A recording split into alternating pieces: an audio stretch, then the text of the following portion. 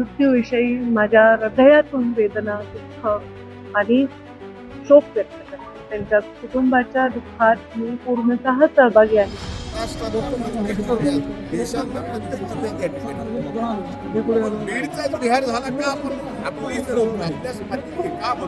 माझं म्हणणे बीडची बदनामी कोणी करू नये.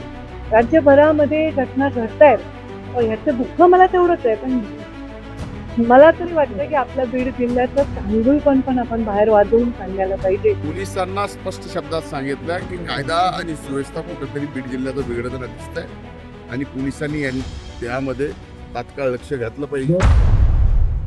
माझं लसाजोगची जी घटना आहे, त्या मुलाचा जो हत्या झाली, मृत्यू झाला, त्याच्याविषयी तीव्र पहिले तर मी त्या हत्येविषयी संताप व्यक्त करते आणि मृत्यूविषयी माझ्या हृदयातून वेदना, दुःख आणि शोक व्यक्त करते. त्यांच्या कुटुंबाच्या दुःखात मी पूर्णतः सहभागी आहे. माझा परिवार, मी त्यांच्या पाठीशी भक्कमपणे उभे राहू. मी स्वतः मुख्यमंत्र्यांची भेट घेईन, त्यांच्याशी चर्चा करीन आणि त्यांना न्याय मिळवून देईन. मला वाटतं आरोपी पकडले पण आहेत, तर त्यांना नक्कीच न्याय मिळेल असा मला विश्वास आहे. आणि जे इथे अपहरणाची घटना घडली, त्याही बाबतीमध्ये चौकशी पूर्ण करू. या सगळ्या प्रकरणानंतर राजकारण तापलेलं आहे आणि नेते त्या ठिकाणी जाऊन भेटी दिल्या आहेत. कसं बघता याच्याकडे?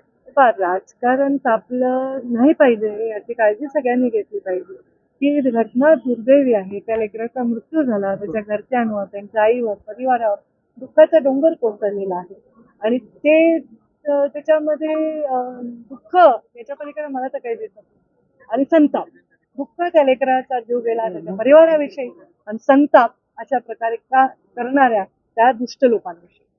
विरोधक असंही म्हणतात की बीडचा बिहार झाला. पुन्हा एकदा पुन्हा निवडणूक झाल्याच्या नंतर पुन्हा असे आरोप होताना पाहायला मिळत आहेत विरोधकांना. माझं म्हणणे बीडची बदनामी कोणी करू नये. राज्यभरामध्ये घटना घडतायत, ह्याचं दुःख मला तेवढंच आहे, पण मला तरी वाटतं की आपल्या बीड जिल्ह्याचं चांगुलपण पण आपण बाहेर वाजवून सांगायला पाहिजे. तर हे दुर्दैवी आहे असं काही नाहीये, पण ह्या घटना नक्कीच बीड जिल्ह्याची मान खाली घालतात की तर नाही झालं पाहिजे याची काळजी आम्ही घेतली पाहिजे. आम्ही त्या घटनांमध्ये योग्य माणसाच्या पाठीमागे योग्य पद्धतीने खंबीरपणे उभं राहिलं पाहिजे. आपोआप अशा घटना कमी होतील ना. अगदी सत्ताधारी पक्षातील जे लोक आहेत, लोकप्रतिनिधी आहेत बीड जिल्ह्यातील, राष्ट्रवादीचे असतील, भाजपचे असतील, ते सुद्धा म्हणतात की बीडमध्ये कायदा व सुव्यवस्थेवर प्रश्न निर्माण त्याच्यावर त्यांना प्रश्नचिन्ह असेल तर त्याच्यावर ते प्रश्न निपटवण्यात येईल, त्याचा मार्ग लावण्यात येईल. आरोप पुन्हा एकदा केला जातो निवडणुकानंतर. माझी हात जोडून विनंती आहे, असा हत्या झाली नाही, सगळ्या महाराष्ट्रात बीडचा बिहार झाला का आपण का म्हणतो झाली ती अतिशय दुर्दैवी, क्लेशदायी, संतापात कृपा करून बीड जिल्ह्याला बदनाम दुबेचं प्रकरण आणखी एक प्रकरण आहे. या बाबतीत पोलिसांना मी अनेक दिवसापासून या ठिकाणी या सगळ्या प्रकरणं झालेली आहेत. त्यात अमोल डुबेचं असेल, आणखीन एक असेल, संतोष देशमुखांचं असेल, ही जी काही प्रकरण आहे या प्रकरणाच्या बाबतीत सांगितलं, पण या काळात आपल्याला माहिती आहे स्थानिक जबाबदारी आणखी कुठलीच कुणाला मिळालेली नाही आहे.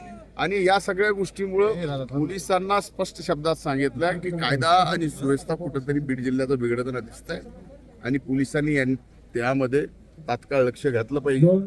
आणि मला असं वाटतं की हे सगळी परिस्थिती झाल्यानंतर पोलीस नक्कीच